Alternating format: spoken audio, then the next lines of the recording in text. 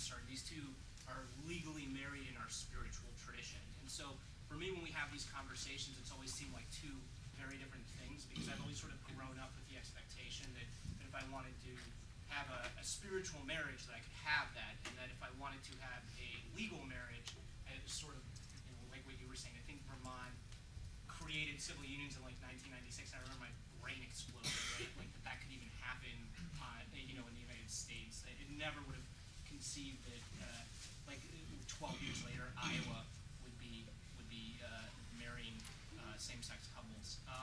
But so for me, those conversations always seem like two different things. That it's not really a place for all of us to have a conversation about what individual spiritual traditions should be doing, because at the same time, the Reform Judaism, the temple that I grew up specifically in, if you hadn't converted, they wouldn't marry you, right?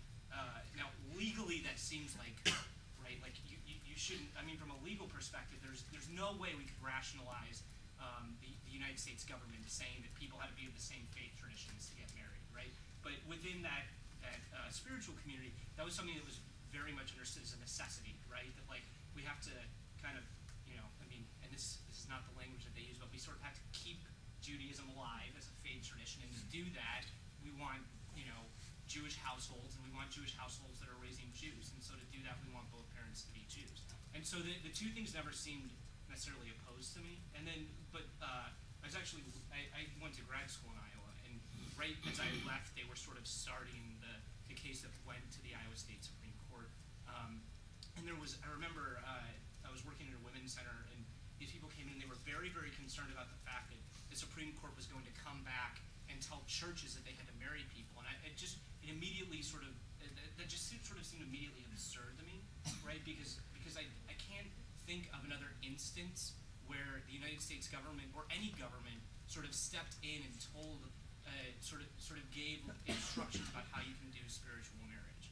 Whereas they do have instructions about how you can do civil marriage. And so I think recognizing that these are two different concepts and that they're two really different conversations to have is important.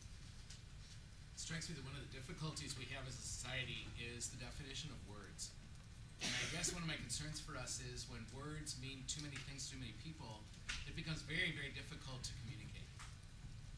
I don't know how to work that out all the way, and I know it probably might sound a little idealistic to talk like that, but it does seem to me that we got to recover some of the essential meanings of some of the words we use, because we are confusing each other. Like, for example, the word love.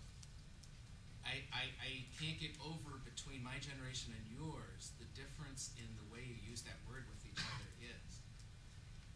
It can kind of trip off our tongue a little bit more, and you guys, it's to tell somebody you love them, if you're in a relationship of any sort, it becomes this huge commitment ceremony all by itself, is what I've perceived. I mean, correct that if it's wrong. And it usually comes up behind a lot of other experiences. And so words become very vague. I guess that's a fear that I have for us talking to each other. So do actions. Intercourse. Intercourse for some means I'm yours forever. To others it means, well, I may do this 20 times with you and then I'll think about whether I love you or not. So how do you read intercourse? If you're the one that's part of that intercourse, it means one thing to you and it means another thing to him or her.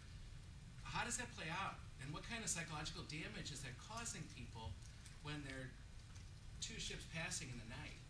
So when the question was, what defines marriage? I think it's a really, really important question if we're going to figure out how to talk to each other and connect. It's not a casual question. It just seems to matter to me a whole lot. And the part of marriage that matters to me the most is, personally, I'm here also as a representative person, by the way, so you can ask anything you want. Representative of all the Christian traditions as well, and in particular Catholic. But part of the definition, the way we define marriage, to me seems to be what stake does society have in this then? So I have as much trouble with us calling marriage marriage if somebody's on their 7th marriage as I would a lot of other definitions of marriage. Because to me, if we can't count on commitments, if we can't assume that these people are committing, I think the ability to commit is huge to the success of a society. I do.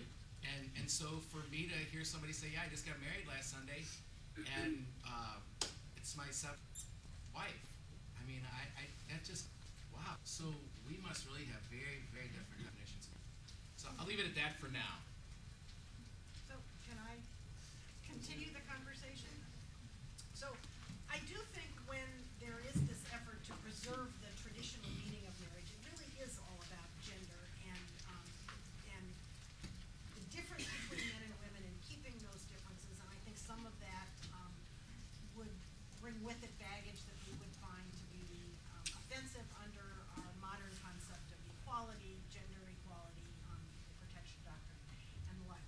I do think it's interesting that in the cases that have recognized a right of same-sex couples to have access to marriage, the courts have been very careful to distinguish so-called civil marriage from marriage as part of a religious tradition. And they've in fact used the word civil marriage over and over again to suggest that this is something to which the state constitution applies, for example, in California and before Proposition 8 in Iowa and Massachusetts, Connecticut, but with language that suggests that religious faiths are free to do whatever they want, and they don't have to allow, they don't have to help celebrate marriages among same-sex couples. I think it's interesting that we have confused this line between civil and religious, I think more than you suggested.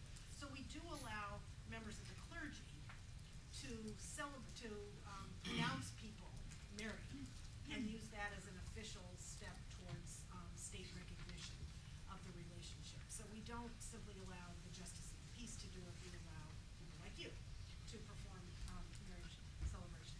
Similarly, we don't allow all religious practices. There are famous cases about polygamy, some even much more recent than the ones I was thinking of. And so even if certain religious faiths believe that polygamy is ordained by God and the Bible, you still can't do it and have it recognized. So that there, and you will be prosecuted if you practice polygamy, even if the state hasn't officially married you. So there is some blurring in the line. I don't think we can keep it entirely separate.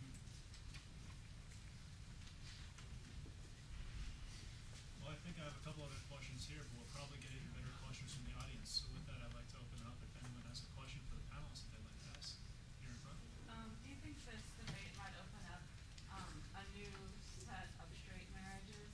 As in, like, do you think maybe straight people would pursue civil marriages? Because I know lots of people that got married with no religious involvement whatsoever, and so like perhaps they would affiliate more with a gay, like the type of homosexuals can have, and then the religious communities will make themselves distinct. I mean, I think heterosexual people already have access to civil marriage. I actually married two people last year. So I don't think, I am not ordained or I'm not, of any probably faith, but they let, the state of Missouri let me do it. So,